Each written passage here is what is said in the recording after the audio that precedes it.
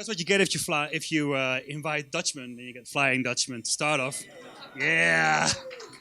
And obviously, you think, where's the connection, right? Well, this is the connection. This is Captain Gamification. And there's Hold It Landlubbers, not so fast, because he has a story to tell. Because he wants to talk about something that is really, really dear to his heart.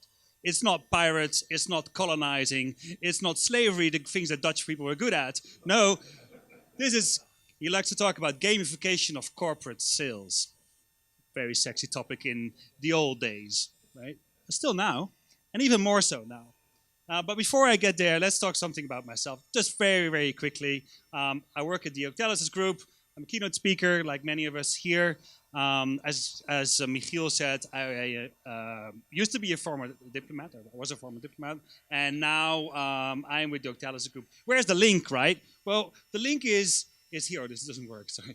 The link is here. I used to work mainly in post-conflict situations, and whether it was Afghanistan, Burundi, Iraq, etc., etc. How do we get people to change their ways? How do we get people to participate in different circumstances, in peace rather than war? How do you get rebels of the mountains into a joint army? And it's all about creating design that motivates people. And from there, I went into HR, virtual HR provision, for example, on oil rigs. Also, there's how do we get people knowledge in very difficult to reach places that is motivational to interact with. So I see it as a continuous line of 17 years of creating engagement, basically. So there is a disconnect, but it's also connected on a maybe a super level. Right. This is. I was asked for my game song or game tune, and I said, "Well, I already have a song. Sorry." But I didn't want to spoil the broth, so I wanted to share you instead of my game song, my game identity. I spend around 15 hours a week, depending on whether I feel stressed. Then maybe it's 25. on Heroes of the Storm, that's my game. That's only exclusively what I play, I advise everybody who wants to become a successful gamification designer to get really addicted to a successful game. I'm not talking about Candy Crush. I'm not talking about Clash Royale or something like that. No, something that's really immersive that you constantly think about, because that's the feeling you want to create when you design for your audience as well. And go in there and play continuously until your family members really want to kill you. That's where you hit the right spot.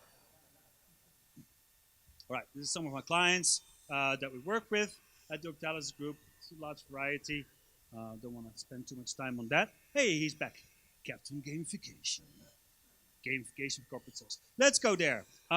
He's constantly thinking about that. And what he's really worried about is, why can sales not be fun, right? Why is it that sales is often seen as a very extrinsic kind of experience? And we thought, oh, is this really true? Until we looked at a Procter & Gamble distributor sales team, and they were really, really, really burned out. And you see that with many, many sales teams, right? It's basically all over the world. And it's not just sales teams that we're talking about that are burned out. The crisis of engagement, because this is all part of a wider global phenomenon called the crisis of engagement, that we see in terms of people spending less and less time on websites, checking their phones 200 times a day, but also in the workplace. If you look at workplace engagement, the numbers have been stagnantly negative for the last 10, 20 years. Right? It's only around 13 to 20%, depending on which country you look at, but worldwide, between 30 and 20% of people that are not engaged in the workplace. Right? 25% typically are actively disengaged. Right? They actively sabotage the work processes that they do. These are old numbers. Don't change ever. You can put AR, VR, MR, AI, whatever there. Doesn't matter. It has to do with design. Right. So look at why then it's important not only for this sales team to get better design to work with, but for everybody in the workplace. Now, for this sales team, but for other teams as well, these are the causes of burnout in their team. There's a lot of extrinsic black hat design, and I'll talk about what that is later. There's no autonomy almost. People run from a script again and again and again and again, and there's almost no choices that you can take to come from a different direction to the same results. The community is often lacking. Depends a little bit where you are, but for many sales teams, it's a one versus one affair. There's almost no immediate feedback, especially if you work in corporate sales.